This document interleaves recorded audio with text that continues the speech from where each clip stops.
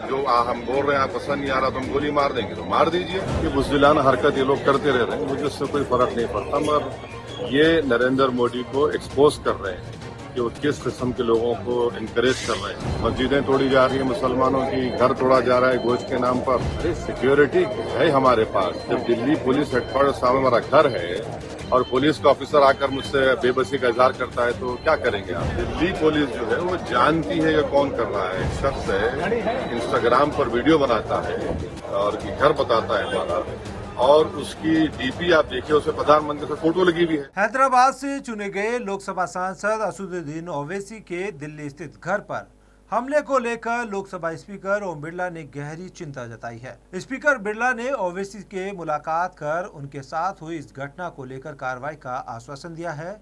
मिली जानकारी के मुताबिक घटना हाई सिक्योरिटी जोन के सामने होने और दिल्ली पुलिस मुख्यालय के पास होने के कारण स्पीकर ने दिल्ली पुलिस आयुक्त को तलब किया है।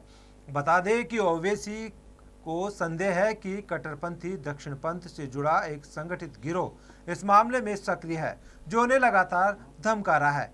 क्या है पूरा मामला, देखिए इस खास रिपोर्ट में।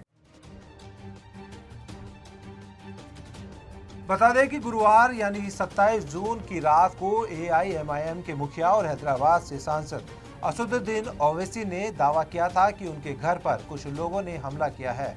इस हमले से जुड़ा एक वीडियो भी सोशल मीडिया पर वायरल हुआ था। उनका कहना था कि एक अनजान शख्स ने उनके घर पर काली शाई फेंकी है। उन्होंने सोशल मीडिया प्लेटफॉर्म एक्स यानी पूर्व में ट्विटर नाम से जो जाना जाता है, उस पर एक वीडियो भी पोस्ट किया था। ओवैसी ने एक्स पर लिखा था, आज कुछ अज्ञात बदमाशों ने मेरे घर पर काली शाई फेंकी। अब मैं गिनती भूल गया हूं कि मेरे दिल्ली स्थित घर को कितनी बार निशाना बनाया गया। जब मैंने दिल्ली पुलिस के अधिकारियों से पूछा कि उनकी नाक के नीचे यह सब कैसे हो रहा है, तो उन्होंने अपनी बेबसी जाहिर की। वहीं ओवैसी ने अपने घर पर हुए हमले को लेकर बीजेपी सरकार पर भी हमला बोला है। उन्होंने कहा कि मेरे घर पर 10 से 15 बार इस तरह की घटनाएं हुई है। पीएम मोदी ने लोगों को रेडिकलाइज कर दिया है। ओवैसी ने आगे कहा कि दिल्ली पुलिस हेडक्वार्टर के पास हमारा घर है, पुलिस कुछ नहीं कर रही है। बहुत अफसोस की बात है। हम उम्मीद करते हैं कि DGCA इस मामले में संज्ञान लेगा। टोल गेट पर हमारी गाड़ी पर 6 गोलियां चलाई गई और ये पहली मरतबा हमारे घर पर नहीं हुआ। कई मरतबा इस तरह के प्रदर्शन, हमले, बल्कि हमारे घर में जो डोमेस्टिक हेल्प है राजू लाल, उसको पीटा गया। ये सब लोग रेडिकलाइज हो चुके हैं और इजराइल का फ्लैग लेकर आते हैं, धमकी देते हैं। तो इनको रेडिकलाइज और ये जो एक्सट्रीम हो गए हैं अपने व्यूज में, तो इस वजह से कि नरेंद्र मोदी ने उनको रेडिकलाइज कर दिया उनकी सरकार ने। तो इसलिए वो समझते हैं कि हिंसा के जरिए या धमकियों के जरिए वो अपने पॉलिटिकल एजेंडे को और आइडियोलॉजी के ऑब्जेक्टिव हासिल करेंगे। ये बुज़दिलाना हरकत ये लोग करते रह रहे हैं, मुझे उससे कोई फर्क नहीं पड़ता, मगर ये नरेंद्र मोदी को एक्सपोज कर रहे हैं कि वो किस किस्म के लोगों को इनकरेज कर रहे हैं। और जो अमेरिका की कल रिपोर्ट आई है, भारत सरकार तो उसको कंडेम करती है, मगर जो जमीन पर हो रहा है तो वही हो रहा है ना। मस्जिदें तोड़ी जा रही है मुसलमानों की, घर तोड़ा जा रहा है गोश्त के नाम पर। तो ये सब चीजें सिक्योरिटी बढ़ाने की मांग आप कर रहे हैं? अरे सिक्योरिटी है हमारे पास। जब दिल्ली पुलिस हेडक्वार्टर सामने हमारा घर है और पुलिस का ऑफिसर आकर मुझसे बेबसी का इजहार करता है तो क्या करेंगे आप? पुलिस को नजर नहीं आता है? आपको लगता है पुलिस लाचार है, नाकाम है आपको सुरक्षा देने? नहीं, पुलिस, दिल्ली पुलिस जो है वो जानती है कि कौन कर रहा है। ये जब ये लोग आकर ये सब हरकत किए, उससे 20-25 मिनट पहले एक शख्स है इंस्टाग्राम पर वीडियो बनाता है और घर बताता है हमारा, और उसकी डीपी आप देखिए, उसमें प्रधानमंत्री से फोटो लगी हुई है। ये क्या बताता है? क्या कार्रवाई चाहते हैं आप? अरेस्टिंग होनी चाहिए? क्या कार्रवाई होनी चाहिए? अब देखिए, आप ही कातिल, आप ही जज, आप ही सब कुछ, तो इंसाफ क्या मिलेगा? वैसे साहब, लेकिन जब जय फिलिस्तीन आपने कहा, इससे कई लोग आहत हैं, जो ऐसे लोग भी आहत हैं जो रेडिकल नहीं है। तो क्या हम क्या खवाल हैं, जाने वाले हैं? आपको खुद आपका दिल खुश करेंगे हैं?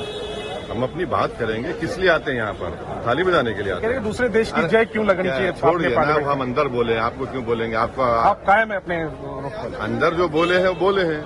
अब आपको अगर लगता है कि जो आपकी जो हम बोल रहे हैं आप पसंद नहीं आ रहा तो हम गोली मार देंगे तो मार दीजिए।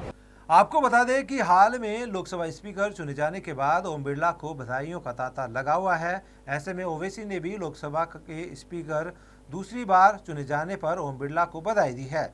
साथ ही एनडीए पर तंज कसते हुए कहा कि जो सत्ता में हैं उनके पास पूर्ण बहुमत नहीं है, इसलिए जनता की पसंद नहीं है। लेकिन हम जो छोटी छोटी पार्टियां इस बार गठबंधन के रूप में आई है वो जनता की पसंद है, तो हमें इस बार आप बोलने का मौका देंगे। डिप्टी स्पीकर बनकर आपका बोझ जरूर कम होगा। सर, मैं आपको अपनी जानिब से, पूरे मुल्क की जानिब से मुबारकबाद देता हूं और मुझे यकीन है कि आपकी पार्लियामेंट की आवाम इस बात पर फख्र कर रही है कि आप दूसरी मर्तबा इस ऐवान के स्पीकर बने हैं।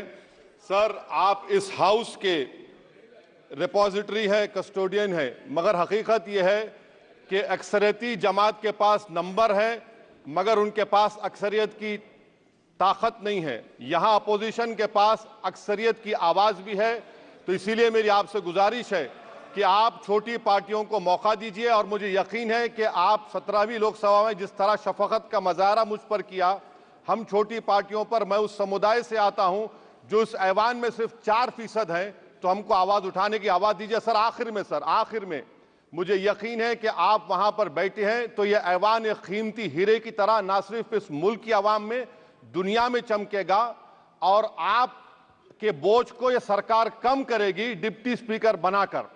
इतना बोझ आप पर नहीं डालना चाहिए। मैं मुबारकबाद देता हूं सर आपको, मैं मुबारकबाद देता हूं कि आप छोटी पार्टियों पर, यह ऐवान अपोजिशन और छोटी पार्टियों का भी है, हमको आप आवाज का मौका देंगे। इस हाउस का कैरेक्टर बदल चुका है सर, इस हाउस का कैरेक्टर बदल चुका है।